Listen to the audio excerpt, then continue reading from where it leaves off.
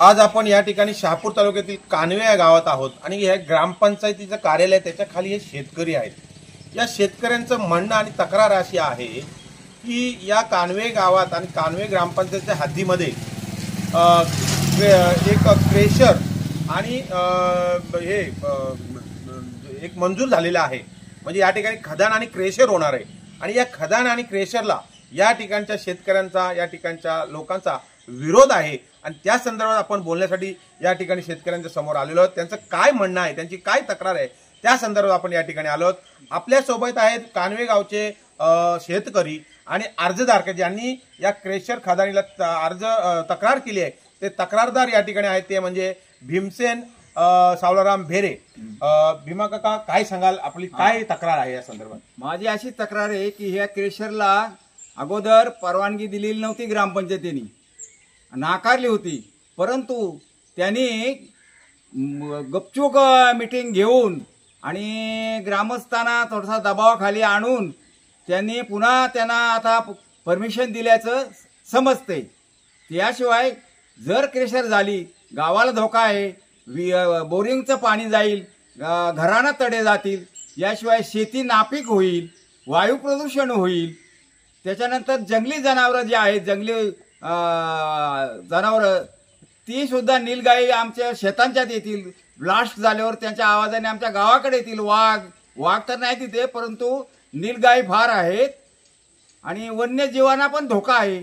याशिवाय वेळोली, निमशे वेळोली हे गाव, तिथं भूकंप त्याचा केंद्रबिंदू, तो इकडे सरकण्याची दाट शक्यता आहे। तर त्याकरता ह्या खदानीला आम्ही विरोध केलेला आहे। तसं कलेक्टर, मान्य कलेक्टर साहेब, तुमचं प्रांत तहसीलदार, त्याच्यानंतर वनविभाग, या सर्वांना मी तसे तक्रारी अर्ज मी दिलेले आहेत, ग्रामपंचायतच्या सह्यांचे, ग्रामस्थांच्या सह्यांचे। तर ती खदान जर झाली तर आमचं जीवनात फार भीतीदायक आणि धोकादायक आमचं जीवन होईल। या ठिकाणी शहापूर तालुक्यातील हे कानवे गाव आहे, निसर्ग रम्य असं गाव आहे, चांगल्या असं या ठिकाणी ग्रामीण लूक या ठिकाणी आहे आणि अशा वेळी या ठिकाणी क्रेशर आणि खदानीला मंजुरी आहे आणि मंजुरी असल्यानंतर या ठिकाणी मंजुरी आल्यामुळे इथल्या ग्रामस्थांचा, इथल्या शेतकऱ्यांचा या ठिकाणी विरोध आहे। 2024 पासून त्यांनी अर्ज पत्रव्यवहार केलाय। काका काय सांगाल, कोणाकोणाला आपण पत्रव्यवहार केलाय? मी पहिले ग्रामपंचायत, त्याच्यानंतर तहसीलदार, नंतर प्रांत भिवंडी, त्याच्यानंतर कलेक्टर साहेब, त्याच्यानंतर तुमचं वनपाल, यांना सगळ्यांना मी सूचना दिलेली आहे। पर्यावरण खातं यांना सुद्धा मी पोस्ट केलेली आहे। या ठिकाणी हे तक्रारदार भीमसेन सावलाराम भेरे आहेत, त्याचबरोबर दुसरे गावातले तक्रारदार शेतकरी आहेत की त्यांनी सुद्धा तक्रार केली आहे। काका काय सांगाल, तुम्ही सुद्धा तक्रार केली, काय सांगाल या विषयावर? या विषयावर सांगा, माझा 93 नंबर 1916 पासून 91, 94, 95 हे माझ्या वरवटीत असून सुद्धा मला यांचा काहीतरी लाभ मिळावा किंवा माझ्याकडून मिटवून घेण्याचा प्रयत्न करावा। ही खदानीची जागा 1916 माझ्या ताब्यात आहे। कोणी तेव्हा टच पण नाही केला। ज्यांनी विकले त्यांनी समोर पण उभा राहावा किंवा ज्या माणसाने विकले 94, 95, 91 त्यांनी तिथं समोर उभा राहावा ना, गवताची गुंडी घेऊन त्यांनी चालावा, मी जागा सोडून देतो, किंवा त्यांनी मला मोबदला द्यावा किंवा माझी पेशर माझी 93 ती स्वतःची आहे, ती जागा माझी स्वतःची आहे, ती माझ्या नावावर आहे, ती पण आम्ही विकतच घेतलेली आहे। तरी सुद्धा प्रेशर जवळ आहे ती ना। 91, 94 पूर्ण दगडच येतो, 91, 94, 95 हे सगळे दगडच आहेत, तरी सुद्धा हे माझ्या वळवटीला असून सुद्धा आहेत। या क्रेशरला आणि खदानीला विरोध या ठिकाणी होत आहे। शेतकऱ्यांनी, तक्रारदारांनी विरोध केला आहे, तरी पण जर शासन, महसूल प्रशासन या ठिकाणी जर मंजुरी देत असेल ते चुकीचं आहे। या ठिकाणी तक्रारदार भीमसेन सावलाराम भेरे आहेत। काका मला सांगा, आपली शासनाकडून काय अपेक्षा आहे या संदर्भात? आमची शासनाकडून अशी अपेक्षा आहे की ह्या क्रेशरला त्यांनी परमिशन देऊ नये, नाहीतर आमचं परमिशन दिल्यास आमचं जीवन उद्ध्वस्त होईल।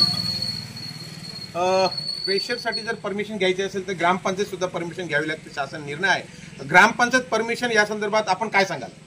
ग्रामपंचायतीने पहिल्यांदा लोकांच्या सह्या करून नाकारलं होतं की हा ठराव आपण त्यांना नो ऑब्जेक्शन सर्टिफिकेट देणार नाही, परंतु काही काळ गेल्यानंतर त्यांनी ग्रामसेवक, सरपंच, उपसरपंच, सदस्य यांनी गुपचूप मिटिंग घेऊन आम्हाला न कळवता त्यांनी हे नो ऑब्जेक्शन सर्टिफिकेट दिला असावं म्हणून काम सुरू झालेले तिथं. हे होते कानवे गावचे शेतकरी आणि तक्रारदार की ज्यांचं या ठिकाणी क्रेशर आणि खदानीला विरोध आहे. शासनाने यांच्याकडे लक्ष देणं गरजेचं आहे. आपले या ठिकाणी शेतकरी ते सुद्धा काही सांगू इच्छित, काय सांगाल? नारायणजी तू ढमके माझं नाव आहे आणि याला क्रेशरला माझा विरोधच आहे पहिल्यापासून. ही जागा आमच्या नावावर नसली म्हणून लोकांनी विकली, पण त्याचा काहीतरी गव्हर्नमेंटने काहीतरी पुरस्कार घ्यावा आणि हे नामंजूर करावा. या ठिकाणी कानवे गावचे ग्रामस्थ आणि शेतकरी प्रकाश भेरे या ठिकाणी आपल्या सोबत आहेत. भेरे साहेब, काय सांगाल या क्रेशर आणि खदानी संदर्भात? क्रेशर आणि खदानी संदर्भात सांगायचं म्हटलं तर मी एक सर्वसामान्य शेतकरी आहे आणि आमच्या काही जी घरं आहेत ती त्या साईडला झालेली आहेत. त्याच्यामुळं जे क्रेशर होतं आहे त्याच्यामुळे त्यांनाही धोका पोहोचू शकतो आणि त्याच्या ठराविक अंतरावर एक आमचं पाझर तलाव आहे कानेगावचं. त्यामुळं क्रेशर होऊ नये अशी आमच्या ग्रामस्थांची इच्छा आहे. प्रशासनाकडनं, महसूल विभागाकडनं आणि ग्रामपंचायतकडनं आपल्याला या संदर्भात काय अपेक्षा आहे? ग्रामपंचायत ॲक्च्युली हा जो ठराव मंजूर केला आहे सुरुवातीला नाकारला होता, परंतु ग्रामपंचायत लेवलला ज्या काही गोष्टी घडतात ते ग्रामस्थांना माहीत नसतात. त्याच्यामुळं ठराविक एखादी मिटिंग ती अटेंड करून कोणतरी बोलून लोक वगैरे वरंपुरा करून आणि तो ठराव घेतला जातो. महसूल प्रशासन या संदर्भात परमिशन देते वरच्या स्तरावर, प्रांत किंवा असे जिल्हा स्तर स्तरावर. या संदर्भात आपला अभ्यास आहे, या संदर्भात आपण काय सांगाल? शक्यतो हे परमिशन जे आहे ती देऊ नये अशी माझी स्वतःचं वैयक्तिक मत आहे आणि ग्रामस्थांचंही तसं आहे, परंतु काही ग्रामस्थ समोर येत नाही आहेत. हे होते प्रकाशजी भेरे, अभ्यासू व्यक्तिमत्व, येथील शेतकरी आणि एक चांगलं अभ्यासू व्यक्तिमत्व आहे. त्यांनी आपली खंत या ठिकाणी या क्रेशर आणि खदानी संदर्भात मांडली. त्यांचं सुद्धा म्हणणं आहे की क्रेशर आणि खदान या ठिकाणी होऊ नये. हे आहेत कानव्याचे शेतकरी भास्कर ठाकरे.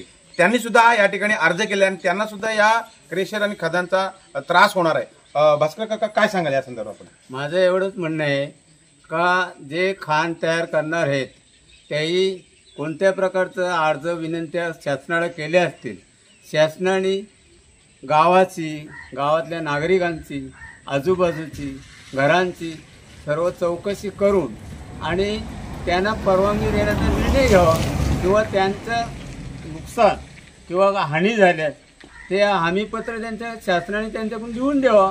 म्हणजे आम्हाला जर समजा उद्या काय झाला, धक्का बसला, घर कोसळलं, काय झालं तर कोण जबाबदार? तुमचा अंदाज असा आहे की तुमचं हे नुकसान होणार आहे. या संदर्भात तुमचं ग्रामपंचायत, महसूल प्रशासन किंवा जिल्हाधिकाऱ्यांच्याकडनं काय अपेक्षा आहे? त्याही आमची नुकसान किंवा आमची जबाबदारी घ्यावी संरक्षणाची, हीच आमची अपेक्षा आहे. होऊच नाही बोल. क्रेशर होऊच नाही. क्रेशर होऊ नये आणि ते क्रेशर झाल्यामुळं गावाचा परिसर, तिथं वन्य प्राणी, त्याच्यानंतर झाडं, निसर्ग, त्याच्यानंतर पर्यावरणाला खूप मोठा धोका आहे. त्याचं धुळीचं साम्राज्य तयार होतं तिथं. कानवे गावामध्ये आजपर्यंत अशा मोठ्या प्रमाणाचा प्रोजेक्ट आला नव्हता आणि जेणेकरून गावाचा त्रास होईल, नुकसान होईल. परंतु हा प्रोजेक्ट आल्यानंतर गावचं नुकसान होणार आहे असं सर्व नागरिकांना आणि शेतकऱ्यांना वाटतं. काय सांगाल या संदर्भात?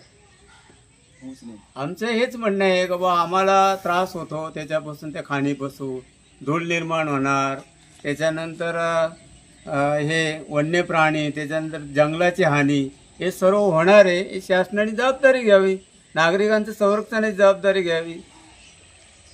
नागरिकांचं नुकसान होईल ते भरपाई किंवा असे या ठिकाणी या कानवे गावच्या शेतकऱ्यांचा अशा पद्धतीनं विरोध असताना सुद्धा जर शासन या ठिकाणी या गावाच्या विरोधात जाऊन जर या ठिकाणी मंजुरी देत असेल तर ती चुकीचं आहे असे ग्रामस्थांचं म्हणणं आहे. प्रशासनानं, महसूल विभागानं याकडे गांभीर्याने लक्ष देणं गरजेचं आहे. कॅमेरामॅन संजय फरडेसह मुख्य संपादक योगेश हजारे, मी ठाणेकर न्यूज चॅनल, किनवली.